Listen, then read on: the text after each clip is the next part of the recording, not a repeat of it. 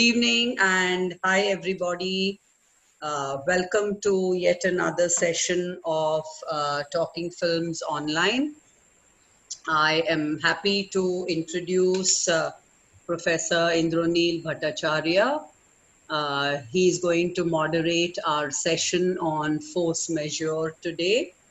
Indraneel teaches at the Film and Television Institute of India in Pune. He has also been a guest lecturer at several institutions all over India. He has a PhD in cinema studies from the University of Westminster, London, UK. And apart from teaching, he's also a practitioner. He has made short fiction films and documentaries. So, Indraneel, we are happy to have you here for this session. Welcome to it and please carry on. Thank you, Geeta, for your generous introduction. As I said, I'm delighted to be part of this session. In fact, I wanted to participate in the earlier sessions that you had, but unfortunately, I had past couple of months have been very busy, not because of teaching, but of other kinds of pressures, a research project that I've been doing. Anyway, I'll speak for about, 15, 20 minutes. And so that I don't miss any major point, I have had it written down. But I'm very open to a kind of a Q&A where I can take questions if you have questions, and we can then have a normal kind of a conversation about the film. So as you would have imagined, the reason I chose this film is because it always lends itself to a good discussion, because it is both discursively and formally very rich. I have been a kind of a follower of this director, Ruben Östlund. He has won major awards in a not so long career, which spans about, I think, 12 years. His first feature film was made in 2008. So the first thing that strikes us about Force Majeure by Ruben Östlund is the title of the film itself. You might be aware that force majeure is now a term that is very much in currency. It is discussed, spoken. If you Google the term, you will see that it's all over the place suddenly because of the pandemic. Now, what is it? Borrowed from a common expression in law and jurisprudence, force majeure, which literally means superior force in French, refers to a clause which is often introduced into legal contracts with an aim to absolve a party from liability in the event of uncontrollable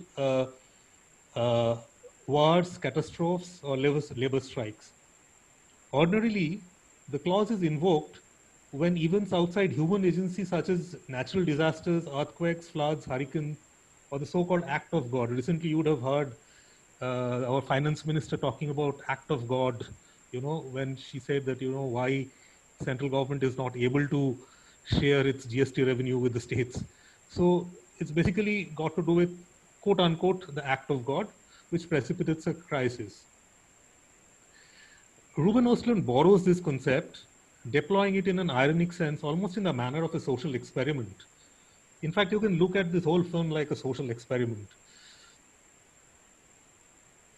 To see, I mean, the director is trying to see if contractual obligations implicit in human relationships are rendered invalid in the case of an unforeseen calamity.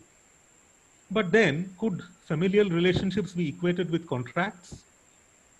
Are these duties and obligations which are inviolable and sacrosanct?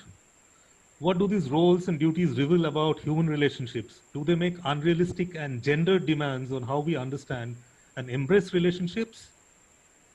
These are the kind of, moral ethical questions which are posed by this film. The narrative introduces us to Ebba and Thomas, a seemingly well-off Swedish married couple with two adorable kids. They have arrived at a ski resort somewhere in the Swiss Alps, a hard-earned holiday for them to rejuvenate and renew their bond. This family's vacation in this spectacular location is shaken by an unforeseen event. You know, it was supposed to be a very happy, cheerful holiday, but you know, fate had other ideas. So while having breakfast in the hotel's scenic open air restaurant, the family witnessed an avalanche coming down the mountain. Initially appearing harmless, the avalanche assumes threatening form and seems lunging towards the restaurant. Guest starts fleeing in panic. Thomas being one of them. You know, you must have seen that scene. You know, very astounding. Thankfully, no damage is done, and it turns out to be a false alarm. As it landed near the restaurant, the avalanche was anything but dangerous.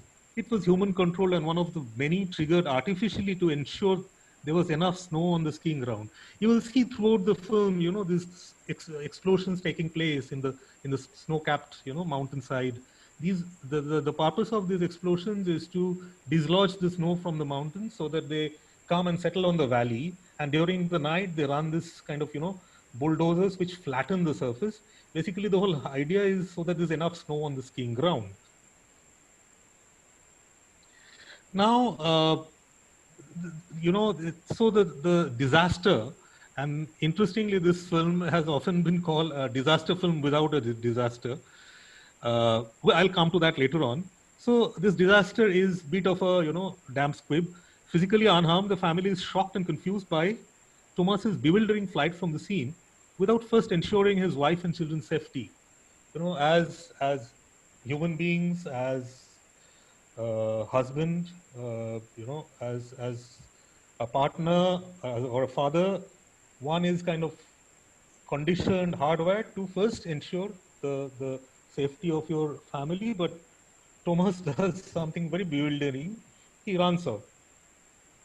For Eba, who's a woman who is morally committed and entrenched in marital values, this is a betrayal. And her simmering anger affects the children as they brood and sulk through the ski sessions and over meals with the couple's friends.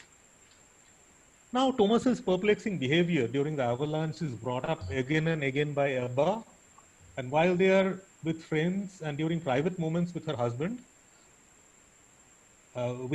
she's disturbed and angry, and her attacks on Thomas grew fiercer. You know, it almost assumes a very boring predictability, as you know that, okay, now, you know, she's going to start again. You know, she keeps attacking Thomas again and again until Thomas breaks down and wails uncontrollably while admitting being a victim of his own baser instincts. You know, this phrase has to be noted here. Thomas's meltdown seems to pacify Eba, but creates a problem of a different kind. The family now has a kind of a known culprit. You know, there was an attempt to fix culpability. I mean, that was what apparently it seems that Eba and her children, they were upset about, because the Thomas didn't, you know, assume responsibility for his action, accept responsibility for his action. But now that he's turned a culprit, it becomes a problem, because he's also the quote-unquote father, the husband, the provider. So his ignominious admission of guilt also means that the patriarchal order underlining the happy family is also threatened. An attempt is made by Eva to restore her husband's dignity, especially in the eyes of the children, before the eventful holiday draws to a close. And you must have understood what I'm referring to here. It is that scene when Eba kind of apparently gets lost during the last ski expedition, and Thomas leaves the two kids to go search for Eba, and kind of finds her, and then, you know, he grabs her and he emerges out almost triumphantly out of the snow, you know, to show the children that, look, you know, I'm still the boss. I'm still the protector. Ostland's grim and cynical view of marriage and sexuality is visually underlined by a unique formal style, and this is where I, as a filmmaker, got so interested in the film. The form is very contemporary. It has a mise-en-scène which combines extended wide-angle shots, the tonal contrast between the vast whiteness of the snow-covered landscape and the warm but artificial interiors of the hotel, a slow unfolding of the dramatic action. If you see that, you know, the actions unfold very slowly over continuous shots. Actors perform intense scenes largely in continuous shots to avoid fragmenting scenes and to allow the emotions to flow freely. Film actors are trained to give shots in fragments. Sometimes a big dialogue scene is broken into multiple sentences, and each sentence is shot as one shot. So scenes are fragmented. Here, scenes are not fragmented. It allows the actors to kind of emote in a much freer manner, to improvise, to get into the skin of the character. The other thing is, if you've noticed, there is a very strong reference to corporeality, the bodily presence, in sometimes very crude ways. The main characters are seen in various stages of ablutions. You know, they brush, they wash, they urinate, they get drunk, and even shed copious volumes of tears during moments of distress. So there's a lot of wetness about the film uh, conveys to you. The filmmaker is not addressing your eyes and ears, but drawing you into the diegesis through your other senses. This kind of film is often now described as haptic cinema, cinema which is very synesthetic. So it uses vision and sound to kind of address other senses, make you physically uncomfortable. So in this case, there is a haptic sense that is triggered by the shots. Much of the action takes place in the so-called in-between spaces. If you've noticed, corridors of the hotel, the elevator, the toilets, the vestibule leading to the cable car station, the cable car themselves. Force Majeure becomes a memorable cinematic experience because of its intriguing and astute sound design. Now, this part because that's my specialization also. Image sound relationship. So I was quite intrigued and charmed by the sound design. Mechanical sounds of various kinds add to the tension and anxiety in the scenes, sonically conveying the character's state of mind. Sounds of the explosions in the snow, mechanical sound of cable cars and funicular, whirring of vacuum cleaners, the buzz of electric toothbrushes are all exaggerated above naturalistic level. So, when you record something and put it in a naturalistic way, their levels for the kind of sounds that you experience here are not supposed to be so high, but they're amplified, amplified with an intention to kind of, create some kind of nervous anxiety, or to convey the nervous anxiety of the characters into the viewers.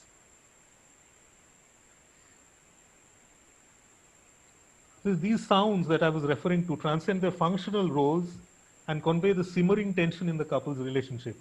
The various mechanistic sounds of the location are punctuated by sudden silences. That is another thing you would have noticed if you've heard also the soundtrack carefully, is there are a lot of very sonorous scenes alternate with sudden silences and then punctuated by mechanical sounds. There are these repeated short snatches of Antonio Vivaldi's Summer, but if you've heard Four Seasons, especially Summer is a very pleasant kind of music, the Vivaldi's Summer. But here, it's shrill. When it has been arranged in a sharp and shrill way, not to sound pleasant, So the recurring use of silence alternating with sonorous sequences heighten the sense of an impending disaster, both in relational and natural world. An ominous feeling pervades Force Majeure like a bad memory. Even in the bewildering coda, the coda is like glass scene. It seems when they're leaving the hotel, checking out, it seems the main action is over. But then again, there's one last scene which is a bit bewildering. A scene in which the tourist nerves are tested during a hazardous ride back to the airport on a tourist bus. Although a drama of extreme human emotions, Östlund cleverly plays on our fears of the unknown and our subconscious memories of disaster films until the credits start rolling on the final shot. So, I have watched these films with people and they always say that, oh, it's so disturbing. You always feel that some bad thing is going to happen and some disaster, some accident is going to take place. What actually Östlund does is there is no real disaster. As he says that it's, as it has been described in the past, it's a disaster film without a disaster. But there is a fear of the disaster that he very cleverly mobilizes, the fear of something going to go wrong, that constantly like hangs over the film. So talking about disasters, it's not the vagaries of nature that Oslund is interested in, but the disintegrating institution of marriage, the assumption on which stability of marriages are seen to be founded. While Thomas's denial and eventual admission of his selfishness and unmanly behavior are put under the microscope, Eba's retrograde and morally entrenched view of sexual partnership is also mocked. If you remember the scene where Eba meets this woman who is, who's in a, like a tourist who's visiting that ski resort, and she has met a young man who's not her regular partner. So during this, they have a discussion about relationships, about sexuality, where you see Eva being slightly disturbed that her belief in marriage and monogamy and stable relationships is kind of challenged by this woman who seems to be very happy what she is doing. I mean, she says, "I'm a great mother. It doesn't matter. This notion of all your time, if you have to be a good mother, all your time has to have to be given to your family or in your children and your partner. It doesn't work that way." So that kind of unnerves. So if you see, Eba herself is kind of a very morally entrenched kind of a person, and while the director is not kind to Thomas at all. I mean, he's humiliated. He's he to the extent that he breaks down and behaves like almost a child. So so he is the director is unkind to this character of Thomas, but he's not kind to Eva also, the wife also, because finally what he's critiquing is the institution of marriage itself. So Eva's retrograde and morally entrenched view of sexual partnership is also mocked. Relationships are inherently fragile, and all it takes is a for disaster to expose it. So, basically what he's saying is that the relationships are so fragile. Look, all it requires is this kind of a disaster which never happened, and to drive a wedge into the relationship, and it kind of leaves us open-ended. We don't know whether the relationship will recover. Eba will get over her suspicion and her disrespect of her husband. Although there is this scene where she does, as I mentioned earlier, she does an attempt to kind of at least in the eyes of the children, his image is kind of cleaned up, but whether it really does is kind of left open-ended. So this is where I would like to end. But if you have questions, I would prefer to answer questions, because that tends to open up the discussion further. And then of course you would have observations of your own. So can I ask Geeta to take over? Yeah, thank you, Indranil. That was a very interesting introduction to the film, and in which you have opened out several layers. So would any of the participants like to go first with your comments, questions?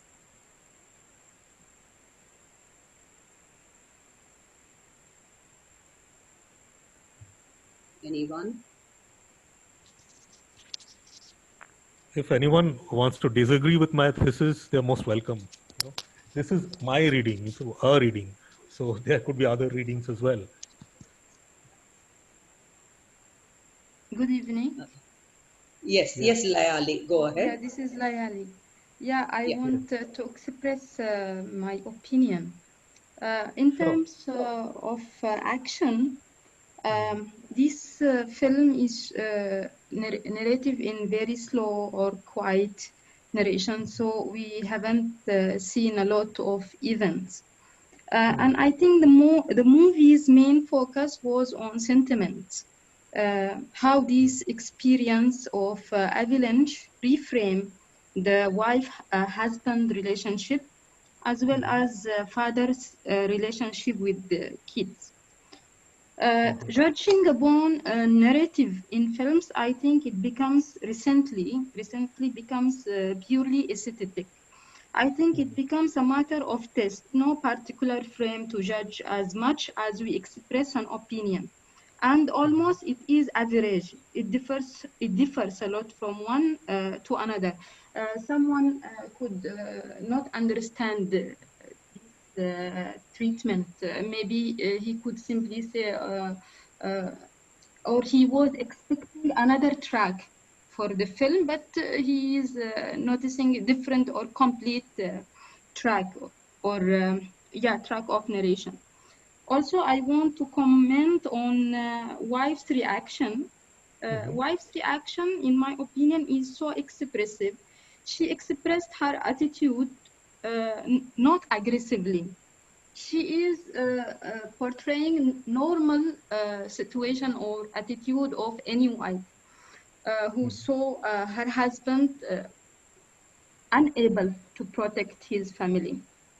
And before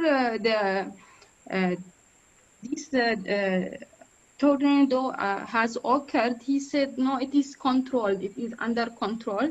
Then he showed careless situation, but we cannot attribute his situation as a mark of egocentrism, because just when we find ourselves in such stressful situation or condition, we can easily become advisable, or we can blame, or if you could act like this, it will be, but we cannot judge until ourselves we become in the same situation. Hysterical tears of Thomas. He break all the. At first I did not recognize his role. The visible character for me was the wife. Wife was very visible in terms of performance. I saw her very visible. I used to think, what about this man? I haven't seen any reaction from him. It seems so passive. And then when these silence break down into hysterical tears, we can recognize how much he has been suffering of showing not hero in front of his wife, or see, it's not easy for the man to be unable unable or careless not to protect his children or wife.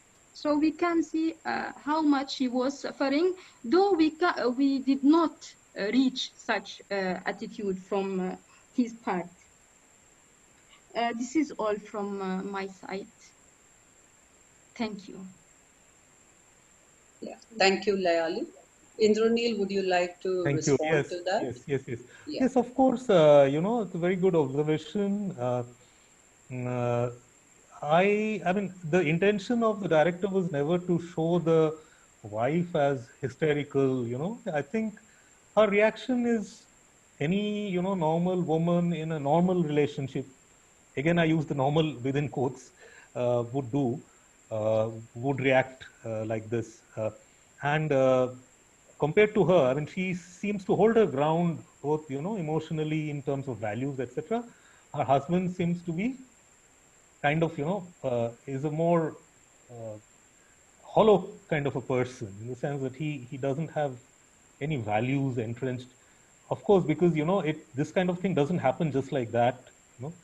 It has to be, there is a kind of element of selfishness about him, and his whole breaking down is also, if you see, there is a design to how he breaks down. It's almost, there is a design to it. I mean, of course, he feels cornered when he didn't expect his wife to be so assertive, and he feels cornered.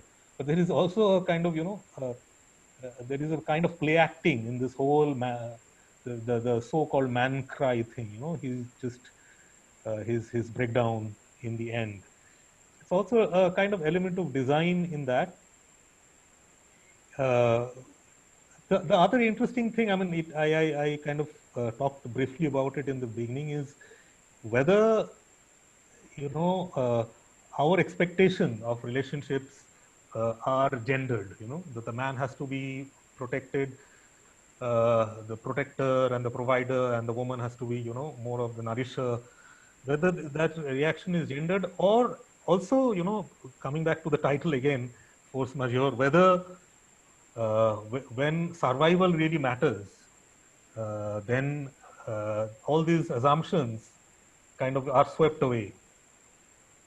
In fact, there is this idea that, this kind of guilt of people who do not act in a moralistic way, even if it could cost their lives. For example, during the Holocaust and the Second World War, when Jews were rounded up in European cities, by the Nazis and sent to concentration camps, there have been instances when their neighbors who are non-Jews, they they hid their neighbors, often at the cost of their own lives. There are times when they didn't do, there are times when they actually colluded with the Nazis, but there are times when they were neutral. They just, they could have helped their neighbors at some kind of personal risk, but they allowed them to. So when after the war, these people were identified and they were shamed, rightly so, So, but then again, there is this guilt that is inherent, uh, which is what is problematized by the filmmaker, that when it comes to one's own life, you know, uh, can a person be held responsible? You know, so that is where the entire contractual part of it comes into play. So yes, if anyone else has something to add to that. Sanjay, This is yeah, Sanjay here. Yes. yeah, please go ahead. I have a question actually. Yeah. This is regarding the scene where these four people, I mean the children also, they are having dinner together. Mats, Right. Fanny, Thomas, and Eva. Yeah. Then this Eva is standing, but the camera doesn't show her head. It shows only her body, the rest of her body, bust and below. And after that, and they are just exchanging some minor things. She hasn't yet talked about the avalanche that she comes to later. Then she goes to the kitchen, and camera shows only her back, and then for some time side view also. Then she comes back and sits on the chair. Again, camera shows only her back. We see only her back, and then and meanwhile in the kitchen when she goes there, we have seen that she is arranging knives. All these things, what do they mean? And then she starts talking about avalanche, and then of she course, doesn't stop. this slow build up of her anger and anxiety. I mean, her first reaction probably would be to keep quiet and let things be. But then when she speaks to her husband and realizes that he is kind of in a denial, so this basically, no, I mean, when heads are cut off, it's not a normal kind of a cinematic composition. So in cinema, you are always told to show the whole body, but there are instances where heads do get cut off. So I think this is the entire thing is to show a build up within her of emotions. I have to, I mean, actually graphically see if there are any more layers visually in it. But I'm reminded, if you've, in terms of cinematography, the film is very well done, especially the scenes in the toilet. If you see, they are bang against the mirror, and you see them and their reflections both at the same time, but you don't see the camera. So there's a lot of technological jugglery there to avoid, because if you see them in the frame as well as the reflection, then it's very difficult to avoid the camera. But of course, there are ways to do that. That's also kind of this recurrent scenes in the toilet where you see them brushing. There's also where a lot of this actual the psychological vibes, and then the tensions get kind of expressed. So the toilet scenes that way are very important also. I don't know if that answers your question. I was Okay, reminded of the toilet scenes. Yeah. Yeah, before we continue, I just want to say that in about 5 minutes from now, this particular session will automatically end because in Zoom we have Zoom. just 40-minute sessions. So please, when this session ends, please log back through the same link with which you logged in earlier. So that's how it If works. sometimes they allow you 5 or 10 extra minutes, maybe by then we could even conclude it. I don't know. I have time. It's not that I'm in a hurry, but do Yeah. let me know. No. We will log back through the same link Okay. and continue Okay. Sure. because there are a lot of other participants who would also like to speak. Okay. Sure. Sure. Yeah. But we'll continue till it goes off automatically. Sure. Yeah. So anyone else would like to say something? Geeta, can I come in? Yeah, please come in. Yeah. So after Geeta told me that she had watched the recent remake, Hollywood remake of this film, Force Majeure, which has been remade as Downhill. I too managed to watch the film. So my comments about Force Majeure is kind of influenced by what I have seen after in Downhill. As Indranil said very rightly, this film is not only critical of Thomas, but it is equally critical of Ebba as well. I also think that the film, in some ways, Force Majeure seems to work as a critique of the bourgeois family as well as marriage. The sense of closing in, and the four of them as somehow a unit, and everything else, including the avalanche and the driver in the end, coming as a threat.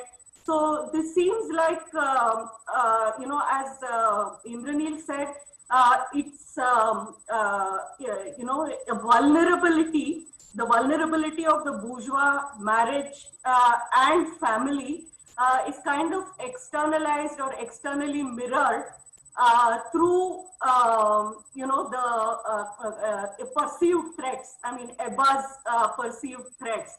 And somehow, as Indranil said, when he talks about it being normalized within courts, I agree totally with him, because I think Ebba's behavior in the bus is totally unacceptable. I mean, it was, the lady who travels, who goes along, with the driver in the end, the same person who had also given her another vision of what is wrong with her perception, or given us a view of what is wrong with Ebba's perception. I think that last portion, that episode in the bus, helps us to critically evaluate and re-look at Ebba, in some ways, not as someone who is rightfully, outraged by her husband's behavior, but as someone who seems to, kind of have these kind of unrealistic expectations necessary to protect herself and her family, perceiving everyone, outside as a threat. So all that somehow seems to me that this particular film, this is something that I got to know after watching Downhill, where it's completely turned into a Hollywood marital melodrama, whereas this film is so subtle and works really to critique the institution of both family and marriage, and the kind of closing in, that the relationships kind of suffer. So there is a problem with that.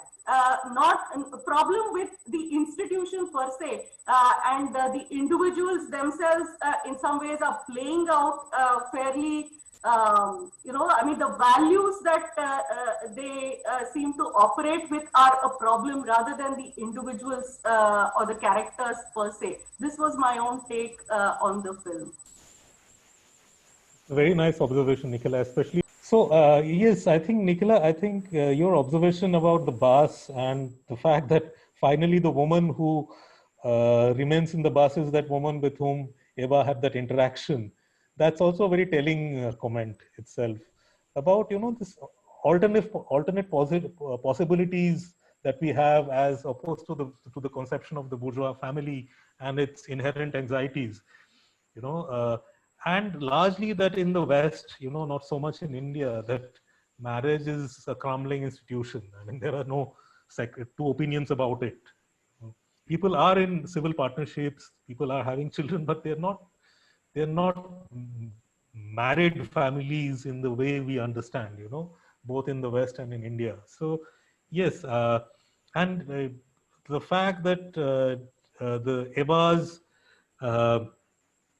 reaction to a lot of the things is conditioned by this value system within which she is kind of entrenched. So that is, I think, it's a very precise reading of the film. And I have not watched Downhill, but I could imagine, Hollywood basically operates on stories, so here the story moves very slowly. There's a lot of, things that happen, there's a lot of texture. So possibly Downhill doesn't have all these kind of textures, the visual and the oral textures that lend so much power to the film, because Hollywood would just take the story, yeah, and you'll add a little more melodrama or masala, as we call it, and make it into a gripping film, possibly, in a certain way. But possibly, I don't know, they would bring in ex-partners, so that these two other couples would probably be former partners. I mean, that is how Hollywood has changed films in the past. So I don't know if it's something similar in Downhill. And then again, no, yes, please.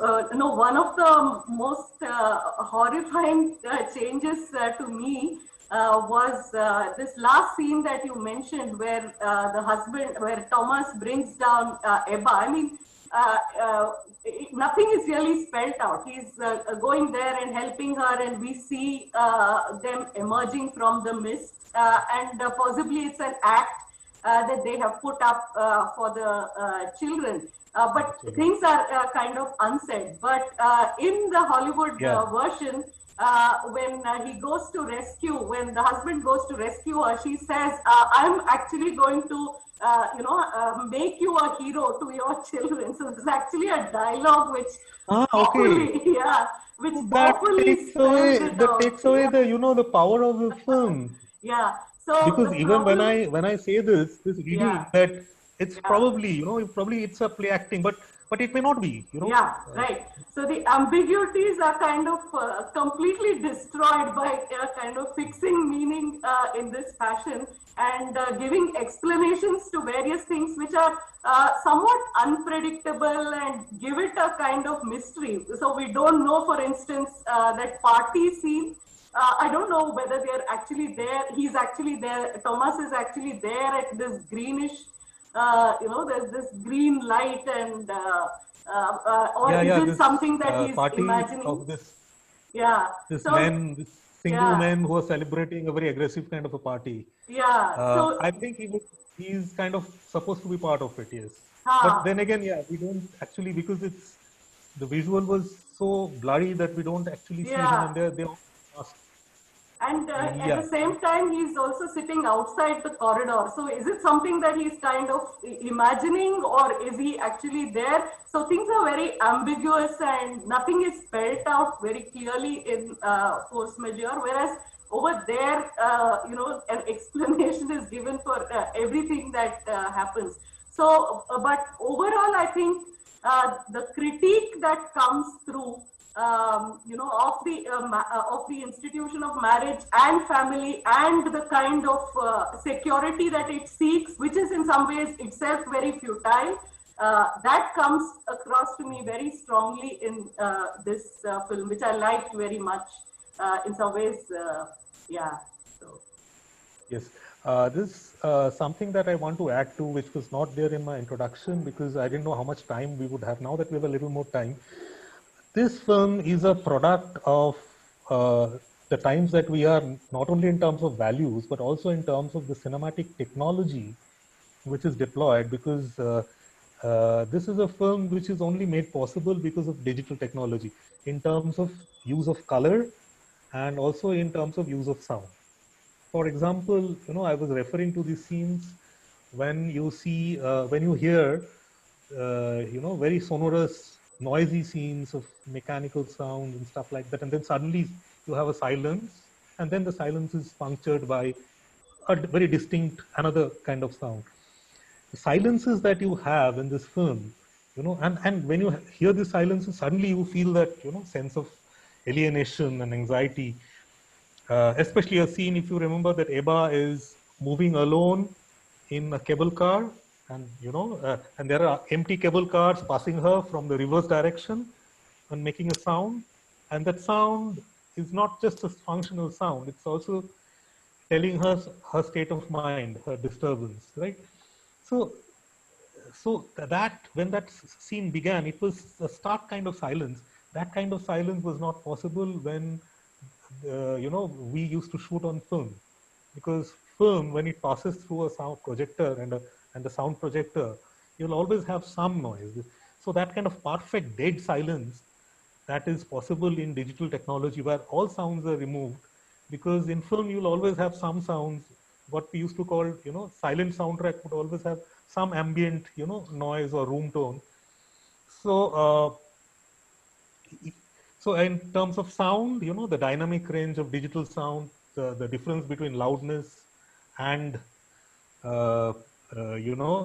and very high frequency sounds, that difference, or the kind of color that you see, very saturated color of their dresses, the skiing gears, whereas the stark whiteness of the landscape, the warmth of the hotel, all these are very kind of digital colors, and there have a lot of work, I could tell, that has gone in correcting those colors in post production. So this film is for me also a product of digital technology and the digital age, which I thought, now that I have a little time, I should just talk a little bit about it. The relationship between its the visual and sound style and the technology. Okay. Since there was some discussion about the end of the film, and so I would like to just add a little bit to that. Uh, the scene where Eba is rescued. Of course, at one level, it is cringeworthy, and even if it is done as an act, for the to put up for the children, it I mean, it had to be done in a way that it fitted like a glove into the stereotypical constructions of masculinity and femininity. In order that the man is restored his manhood, he had to necessarily play the knight in shining armor, which would necessitate the woman to play the damsel in distress, which Right. Ebba does, by crying help. So I was wondering if the scene that followed, the scene in the bus, which somehow seems, totally extraneous to the plot. Like if you remove that scene also, it doesn't really make much of a difference to the film. So I was just wondering if that scene was added to undo the damage done to the gender discourse in the film by because this scene gives Ebba some agency, and she's the one who initiates action against that driver by not only wanting to abandon the bus but making sure that all the passengers except for that one woman abandon the bus. They all follow her, They just get off the bus. So she becomes, like some kind of leader. And just another thing, Ebba's, the way she repeats the story of the avalanche just reminded me of, the rhyme of the ancient mariner, where the mariner is kind of, like talking about like the albatross around his neck. Right. So this avalanche story is the albatross around Ebba's neck. Thanks. That's very enlightening, Geeta. Especially your reading of the coda, as I call it, because it stands out from the main film. It's that's why in literary studies the way we use the word coda, it's kind of a coda. And I completely agree with you in the sense that this whole idea of restoring her agency, which in a way, the last scene before the bath scene where she's quote unquote rescued, restores her agency in a certain way, but then again we are kept it's kept ambiguous whether she's actually rescued or she was really in some sort of trouble, as people can get in that kind of a landscape. Whereas the one where she kind of reacts in a very nervous way and rounds up all the others and makes them disembark, etc., where her agency is unambiguous and it's in the face. So and then again, but it's a problematic agency, that what Nikhila has said, and I kind of agree with her that this is a woman Yes. who exercises her agency, but probably not at the right time or in the right place. So that is there. I mean, it could be a problematic reading. Feminists can actually attack the film because of this kind of a reading. I mean, I'm not greatly into feminist discourses. One could actually do a proper feminist reading of this film. Whether whether it's another kind of mansplaining by Ruben Ostlund, or what a very kind of rigorous feminist reading. What kind of outcome will it give when it comes to this film? Whether there is a kind of masculinity in the director's posturing also, that could also be examined. Yes. Would anyone else like to say? Yeah, sorry, go on. No, I just, because finally a film is a figment of the imagination of the director.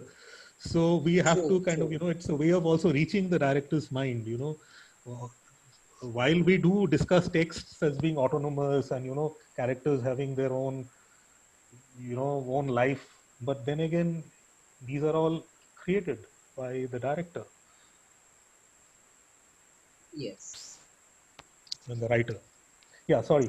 I am ready for any question, or somebody wants to add to the discussion. I think Tarkeshwar has unmuted his mic. Would you like to say something, Tarkeshwar?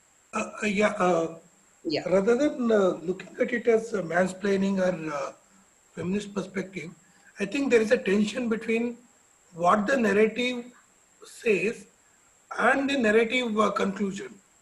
So on the narrative conclusion also, in this discussion itself, we had two opinions. So how to interpret the last scene? So the narration starts with the group photograph and ends with the family walking together again.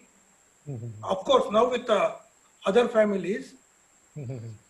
So family photograph to family. So that is the movement. But within the movement, there is an oscillation. So we start with empathizing with Ebba, and then our empathy turns towards Thomas. Again, even we start doubting him. So the narrative oscillates between the various characters. So it plays with our emotions too as we go along with it. And basically it is trying to say that there is a tension in every relationship. So the avalanche is not the force majeure, or there are hindrances. So what is seen as an happy family suddenly a small thing becomes a big thing and it creates problems. And then there is another friend's family which comes in. They seem to be fine. Suddenly this creates problems in their relationship too. Their relationship. So how brittle this is something that the narrative goes on saying. But the narrative conclusion, again the family is together. So the tension is between the what the narrate, how the narration unfolds and how it affects us as readers or viewers, and then the narrative conclusion. I think that's a very good, insight, especially, this tension that you talk about. It's very right. And this oscillating tension, the oscillating empathy that we have for the two main characters. Sometimes, you feel, Eba is justified. Sometimes you feel she's overreacting. And then you feel for Thomas, then you are kind of angry with him. That's interestingly, you describe these two characters, the friends, that couple, and if you see that couple is exact polar opposite of a bourgeois family. This is kind of a single man who's divorced, who has children, who's looked after by his ex-wife, and he is, on a holiday with his girlfriend, who we are told is half his age. He is, he and these are kind of relationships which are considered unconventional, so not really a quote unquote, conventional bourgeois relationship or a bourgeois family. But even that is not spared.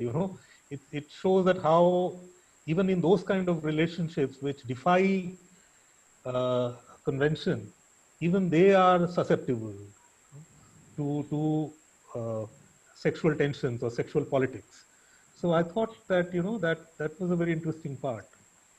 It's on one hand they are these two characters are placed there as because this Max character at certain points he tries to bring in a very sensible kind of a moderating influence, trying to say that okay, Thomas may have been wrong, but in certain circumstances people do commit these mistakes and things like that. But then again, the entire thing is turned when he is with his girlfriend alone in the room at night, and he is gnawed by this constant anxiety that now that his manhood is also challenged by this young lady who tells him, look, you're talking about it. What about you? I mean, you are. Do you take full responsibility? You are a father, and why aren't you with your family? Why aren't you looking after your children? Your wife is looking after your children, and you are holidaying with me. So look at you. So I think that was a very good, way of bringing in a different dimension in the narrative, without completely. Yeah. Yeah, go ahead. Yeah, no, that's all I wanted to say. I mean, it's just reacting to your observation. Thank Along you. with the soundscape, even the location, there's an in and out. So there is a room, there is an outside, there's a corridor, and then there is a toilet. And this in and out game, what is inside of you and what you express, right? That tension is also well brought out in the movie. Along with the sound, this location, and then the movement of the narrative of in and out of the spaces. The spacescape is also points out at that. Very important, yes. Yeah. In fact, if you go to production history, sometimes, I don't go back to production histories too much because it kind of affects the reading of the film, sometimes in not so productive ways. But in this one, because I've been teaching this film for a while and I've read up a bit, this Ruben Östlund is famous for his TV series, which were based on skiing. His main characters are skiers. So he shot a lot in skiing resorts, and he exactly knows how these places operate. What do they look like? What do they sound like? So that is the reason. So while, I mean, inside and outside thing, he's playing, of course, he's playing with that. But there is also this stress, which I mentioned in my introduction on the in-between spaces, For example, he has his meltdown outside the room, and the same guy who, this janitor, who's always curiously looking at them, in the first instance, when they're having a normal conversation, he looks at them and they said, oh, we are trying to have a private conversation. Come on, I mean, they are in a public space. It's a common space. And, and this guy is just there. So they react to his presence. Later on, he has a complete meltdown. And this guy, and probably very interestingly, he has the same nonchalant look, and probably the same shot is used in both the scenes, which is like a cutaway. There's no establishing shot of them and this character together. It's just a cutaway, and probably the same shot that has been repeated, where he turns away nonchalantly, and in the second instance, he just throws his cigarette stub away, as if he's seen. It's like an ongoing thing for him to see families come and have problems. Men may come and men may go, but he is there, kind of a witness to this unfolding human drama that happens. I also thought that was a very interesting part.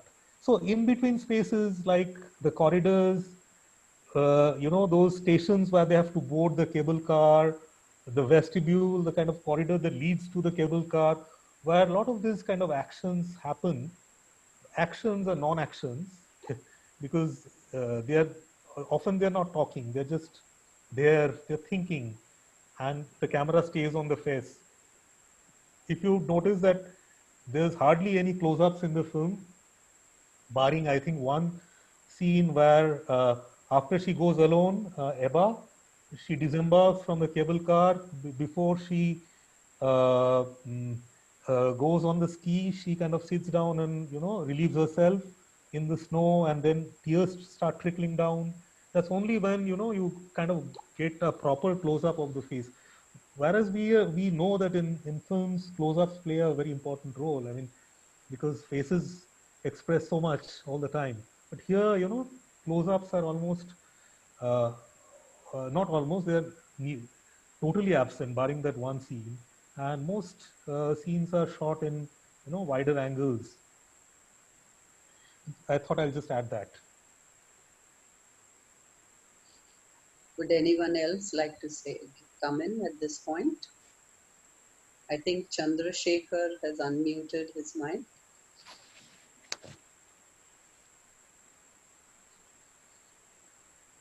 Chandrasekhar? Okay. That might be unintentional. Okay. Yeah, looks like. Okay. Geeta, if no one else is saying, can I add another point? Of course, please, please go ahead. Yeah, so again, this is to do with a point that Indranil mentioned in the beginning, and that is also about this kind of moralistic aura within which we place the characters, or the characters place each other. So Ebba expects Thomas to behave in certain ways, to manifest certain qualities as a good husband, by which everyone around will also later judge him as a good human being. The point that Indranil just now mentioned about the friend. So it seems like the bearded friend, I forget the character's name. So Max. It seems, Max. Yeah, so Max has to redeem himself as a good man, because it's not just, I mean, as a good person, because it's not just, the way his girlfriend sees him, but also the way she judges him. So you come away with me, and so it seems like this familial role also gives people a kind of larger aura, makes them, or has the capacity to make them into good people or bad people. So you can be anyone. I mean, you can behave as obnoxiously as you know, Ebba does in the last scene, but then she has the aura of being a good mother, you know, who's protective of her children. So somehow I felt that the film seems to be saying all this. I mean, there are so many layers through which all these ideas seem to kind of come through in this film. Yeah.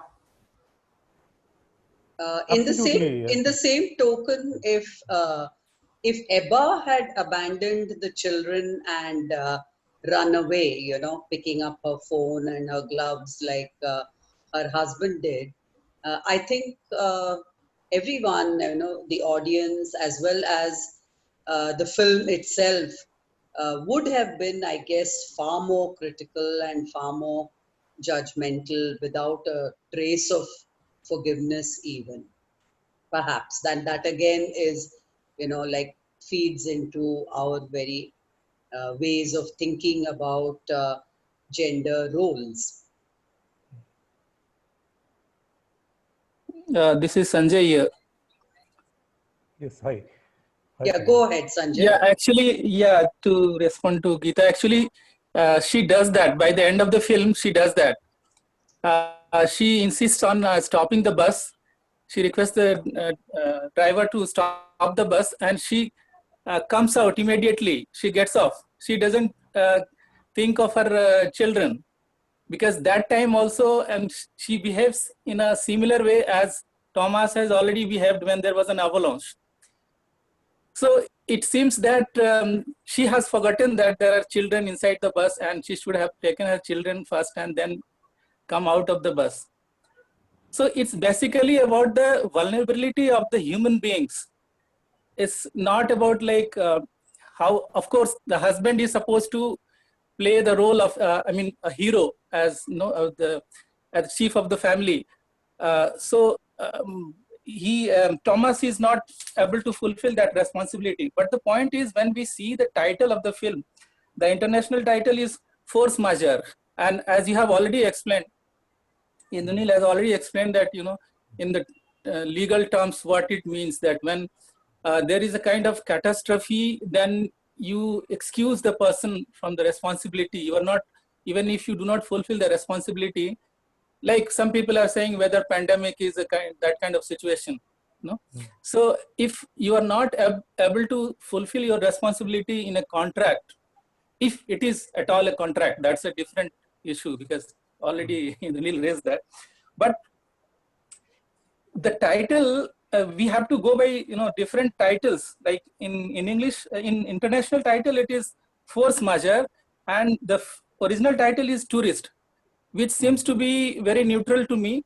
But Force Majeure has a particular angle. When you hear the title, there are certain expectations which are raised in the mind of spectators. So it's a kind of situation on which happens on ski day 2, when there is this avalanche. So this is a particular situation, and in that situation, how the character behaves, his so-called character, within quotes, is based on his reactions to the given situation. So that in this film, there is no backstory. We don't know that how was this character as a child, or so many things, you know, conventionally built up as a form of character, you know, before the modernist novels, typical classic 19th century novel. So you know that, okay, this character was as a child like this, what events happened in his or her life, you know, earlier, and this character behaves like this. So that becomes an essence of that character. But here, this essence is not that important, but how, when you exist, and in a particular given situation, how you tackle that, how you behave in that particular situation, that by that you are marked. So this, unfortunately, this Thomas is marked by that particular behavior, which is in a given situation of avalanche. So again, like, you know, in a different situation, he is able to rescue his wife Ebba. And even the child, when the child is walking, you know, then he says that why you are, you might have fallen there. He is protecting. So it's like about human vulnerability, that there are certain responsibilities, tasks which have been imposed on us, and we are supposed to behave in a certain way, but we are all vulnerable, we all have weaknesses. And how we behave in a given circumstances, by that we are known. And that can be changed. It is not like, it's the essence versus existence. Yes. Yes, it is not fixed. So another situation which arises by the end of the novel, by the end of the film, that this Eba, she gets down immediately. She doesn't think about children. She could have thought. And the story doesn't end in the same way, because we see that this Martz and his girlfriend Fanny, they are not working together. Okay, since Martz is alone, then Eva is requesting him to carry her daughter Vera, and there is some kind of tension. It is not that everything is all right. Okay, so and their relationship has already been disturbed, as we have seen when they are talking in the room, in their private conversation. Yeah. So something has changed. They have realized that, and that is why in the past this Martz is behaving, he's saying that, please let the children and women first come down, and yes, exactly. And then, I wanted to say don't get panic. Don't get panic. And he's the one who has given this theory in the film. If we see that, and he evokes that incident, Estonia incident, where there are 850 people, they died, and they all got panicked, and around 150 people survived while walking on the dead bodies, and they did not care for the children or the old people. So how, when we come to a survival mode, what is our behavior? That only the situation decides. We cannot fix the character. Okay, this person is good, this person is bad. When it comes to our behavior. Hello. I lost the sound. I think, yeah, he's Yes. back. Yes. Yeah, go on, Sanjay. Yeah, that's all. Sorry. Yeah. And just to add, because these three titles, force majeure in international title, and tourist as an original title, which seems to be very neutral. Force majeure, the title about which we have already discussed, and then snow therapy, that opens another kind of interpretation. All these three titles, simply because they are the titles given to the film, and before the film, we see the film, we hear the title, there are certain expectations. So sometimes those expectations are fulfilled, sometimes they are frustrated. So I don't know if we can discuss about that. Why yes, these different titles were given. The title is a very important part. Snow therapy is the title given to the French version, and the international version is force majeure, and the Swedish original version is this one. Yeah, sorry. Tourist. Sorry. Yes. No. Yeah, of course, we can discuss the titles a little more. I think, but one thing that I would like to, one thing I drew from the point that you made, we need to just quickly go over it, about how Max, who has an ongoing problem with the girlfriend after, she points out that he's also a selfish person, going by the kind of values that of manhood or good father or good husband that was bandied about. But then, when this problem happens in the bus, Max is the person who seems to be in control, and he's not afraid. He in fact, he says that let's all behave in a civilized way, and let's not, first let the women and children disembark. So he seems to be somebody who's kind of has command over the situation, and he shows a better version of himself, right? So I think that's a very good observation when Sanjay said that, this how people react is not fixed. It's not that there are all bad people and all good people. Goodness or badness, even if we use the term, because even those terms are problematic here. There are no binaries. But vulnerable and non-vulnerable behavior, that's also is shifting, and that is how Max kind of redeems himself by acting in a matured way in the bus, and and taking command of the things so that, things don't turn ugly. Yes. Yeah. Anyone else? Anyone who has not yet spoken? Sridhar, Bhagyalakshmi, Sabha. There is BG.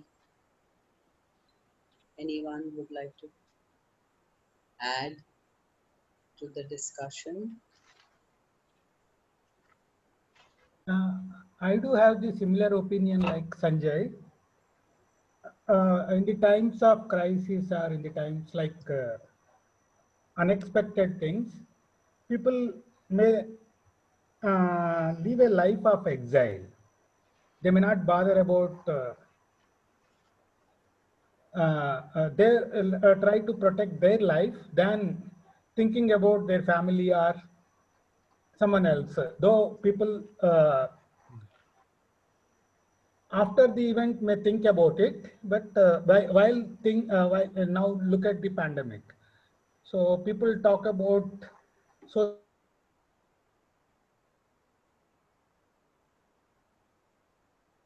situation like avalanche. So when the people try to a kind of existentialism, whatever. Absolutely. Very well said. If I may just briefly interrupt you, because a thought has crossed me before I lose that thought. During the pandemic, there are many cases in all cities where people have died out of because of the virus. They've died in hospitals in complete isolation, where their families were not allowed to meet them. It's very tragic. Not only that, when they were, when their funeral was taking place, when they were cremated or buried, sometimes the families refused to go and refused to participate. So much so that, there are these agencies which have come up, at least in Pune, I know about, and all. There must be equivalents in all cities, because there's so many cases where families don't want to be part of, because they're afraid of their own life. They don't want to be part of the cremation or, the burial process, etc. These are now taken over by these NGOs who have volunteers in PPEs who do that.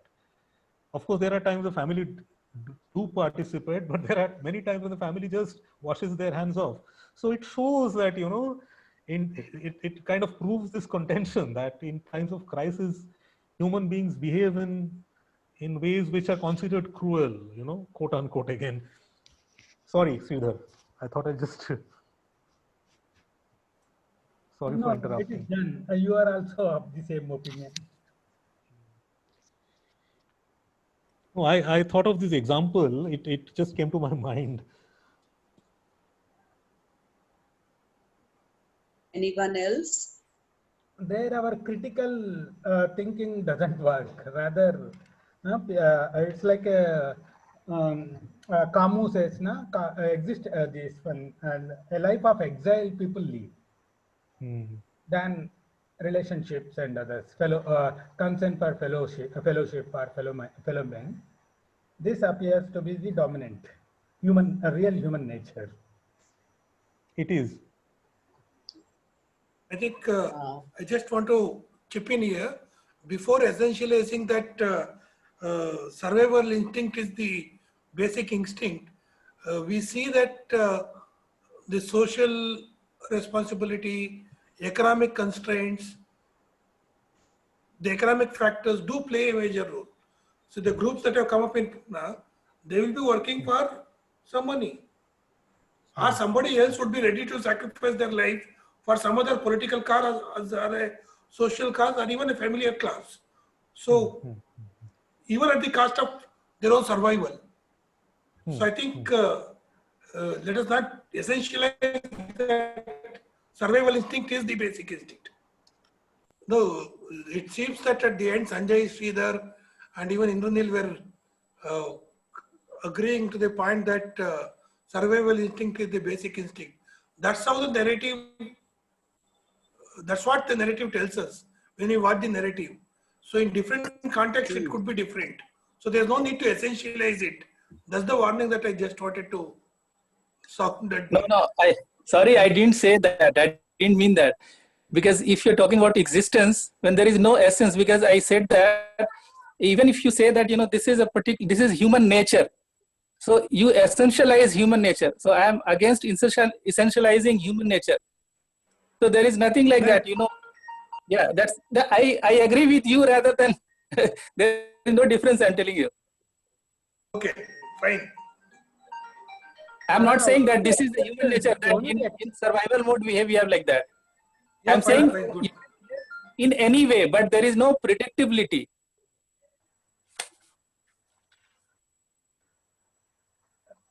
Tara, exceptions only, not universalization. It sounded to me like that, that's why. Yeah, No, actually, when I refer to,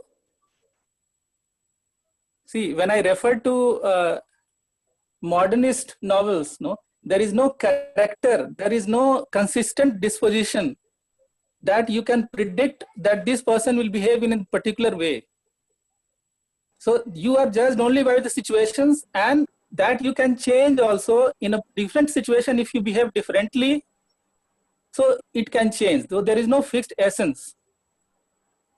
Yeah, the similar point I was trying to make was, in the narrative too, depending on what images are offered in what sequence to us, our perception of it, our conclusion that we draw from the narrative also varies. So the conclusion that we are drawing is limited only to this particular narrative. If there is a certain other manipulation within the narrative, the conclusion that we arrive at might also change. Even I wanted to stress that point, that's all. In fact, Max draws validation for Thomas's act by citing the example of the instructions given to passengers on aircrafts. Like before you put on, you have to wear the mask first, the oxygen mask first, before you help your children wear it.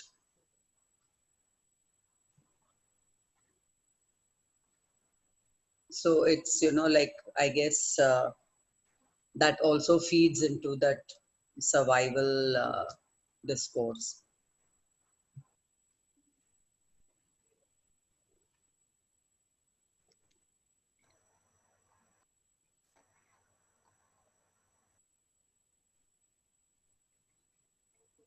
It's too tricky, that survival instinct. So if you see in this pandemic, people say that if something happens to me, what will happen to my small children and wife? Many people, then I got dejected and then said that, shut up talking about giving priority about you. You don't have any fellowmanship. So this is a selfish thing that is only coming out during the times of crisis. So to try, or they stop talking to me.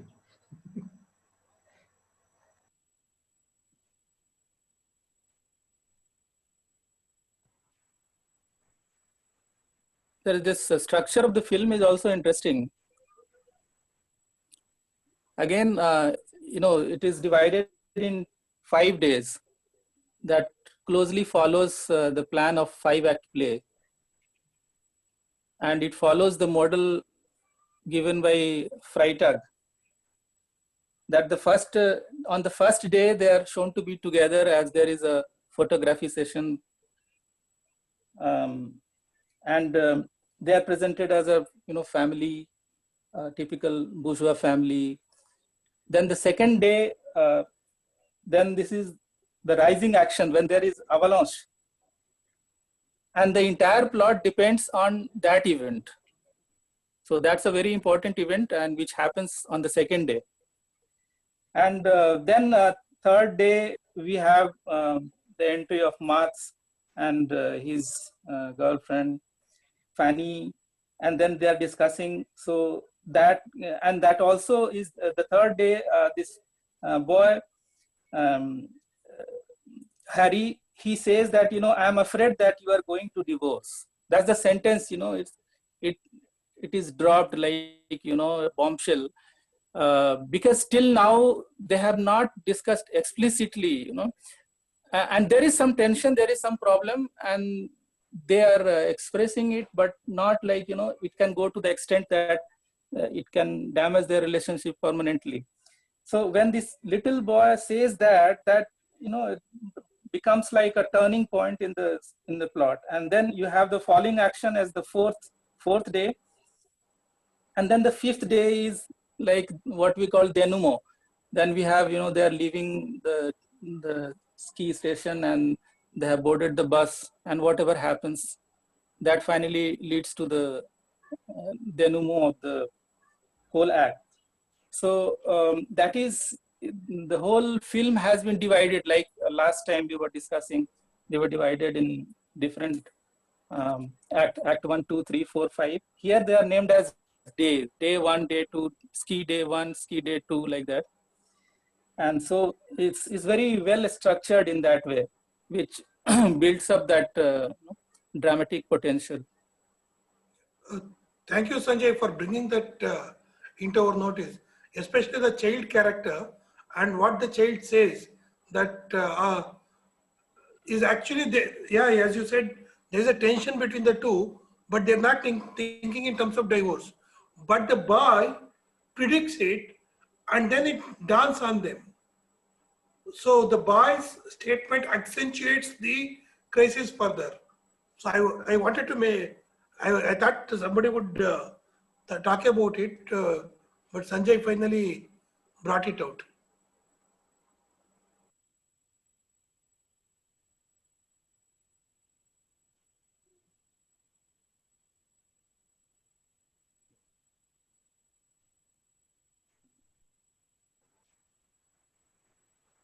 So Nikhila?